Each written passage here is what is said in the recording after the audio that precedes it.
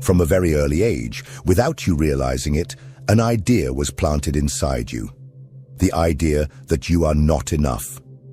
It wasn't something you chose to believe. It was imposed, repeated in glances, cutting words, and silent comparisons. We grow up in a society that teaches us to see ourselves as a problem to be fixed, a flaw to be hidden, a shame to be carried.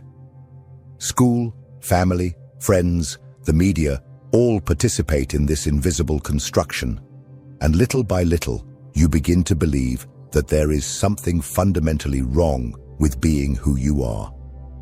Alfred Adler, one of the great masters of psychology, saw this brutal truth long before it was popularized.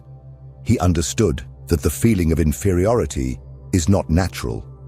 It is a creation, a product of comparisons, unrealistic expectations, and failures that, instead of being treated as part of life, are used as evidence to justify self-deprecation.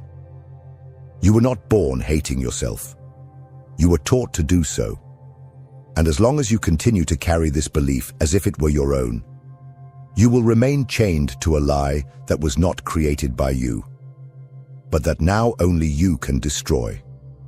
Today, we will expose this lie. We will cross the curtain of illusions that made you believe you are small, incapable, or unworthy. We will dive into Adler's mind, understand his relentless view on the inferiority complex, and reveal the antidote he offered. A path that is not based on empty self-help, but on a profound transformation of how you see yourself and position yourself in the world. This video is a call for you to stop fighting against yourself and start fighting alongside yourself. Because the truth is simple. As long as you believe you are less than you are, the world will continue to treat you as such.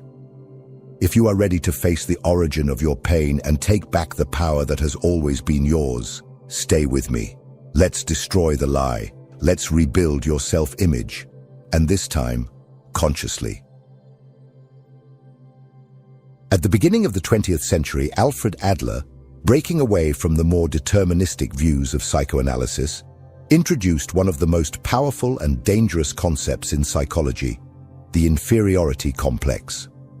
For Adler, the feeling of inadequacy was not just a personal flaw or an isolated consequence of the lives of certain individuals. It was an inevitable part of the human experience. Every human being, from childhood, faces their own smallness in the world.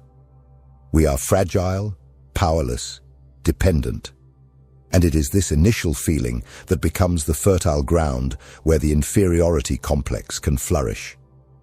The child, upon realizing their limitations, naturally feels that something is missing.